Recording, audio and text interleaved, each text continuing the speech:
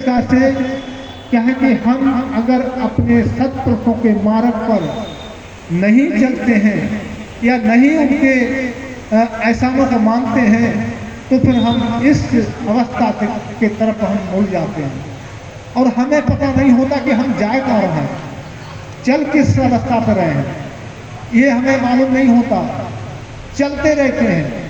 तो उस प्रकार से क्या है कि आने वाली पीढ़ी भी उसी प्रकार से बिगड़ जाती है, तो वो भी दुख पीड़ा देने वाली संतानें हो जाती हैं।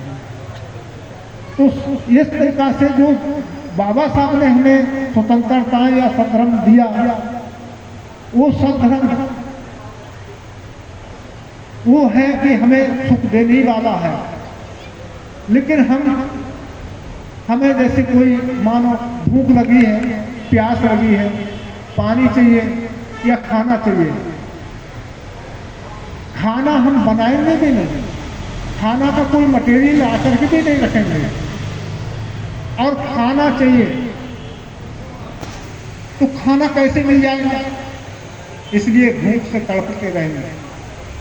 उसी तरीका से पानी चाहिए, पानी के लिए हम व्यवस्था पानी की नहीं करेंगे, नल नहीं गाड़ेंगे, कुआं नहीं खोदेंगे, मतलब उस तरीका से उठा करके अगर गिलास किसी ने भर करके रख भी दिया तो हम मुंह तक नहीं ले जाएंगे, हमारी प्यास नहीं बुझ सकती। प्यास नहीं बुझेगी तो शरीर में कहीं ना कहीं कुछ ना कुछ विकारांतियां उत्पन्न होंगी और सुख उत्पन्न होगा। तो उसी तरीका से है कि बाबा साहब ने हमें बहुत कुछ दिया है, लेकिन उसको संभालने वाले होना चाहिए। जब संभालते हैं तो वो संस्कृति जीवित रहती है, और जीवित रहती है तो वो हमें आए दिन अगले के लिए बढ़ने के लिए सहानुभूति मिलती रहती है, और आने वाली पीढ़ियां हमारी जो आती हैं वो उसी तरीका से सुसंस्कृति में प्रभावित होती चली जाती हैं, और अपने से बड़ों का आदर सम्मान, अपनी जिम्मेदारियां जो जैसी जैसी जिम्मेदारियां होती वो जिम्मेदारियों को मतलब निभाने वाले हो जाते हैं। तो उसी तरीका से उनको देख करके हमें सुकून मिलता है। हमारे नाती पोता बेटा बेटी अगर उस तरीका से कुछ व्यवहार करते हैं तो बड़ा सुकून मिलता है। हमारे बच्चे बहुत अच्छे हैं, हमारे बच्चे अकुशल कर्म नहीं करके आते हैं, कुशल कर्म करके आते हैं।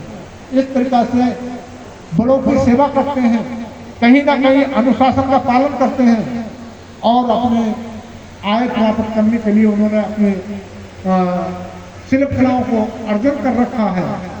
तो इसलिए उनको देख करके उस तरीका से सुकून मिलता है।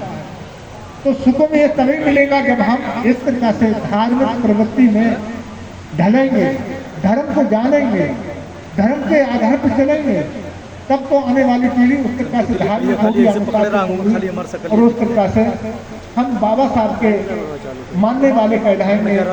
और इस प्रकार से बाबा साहब ने जो दिया है वो किसी ने कोई नहीं देखा, या तो फिर बुद्ध ने दिया। बुद्ध ने ही जो रास्ता बताया वही बाबा साहब ने अनुकरण किया, और उसको अनुकरण करके तब उन्होंने बाबा साहब ने संविधान बनाया।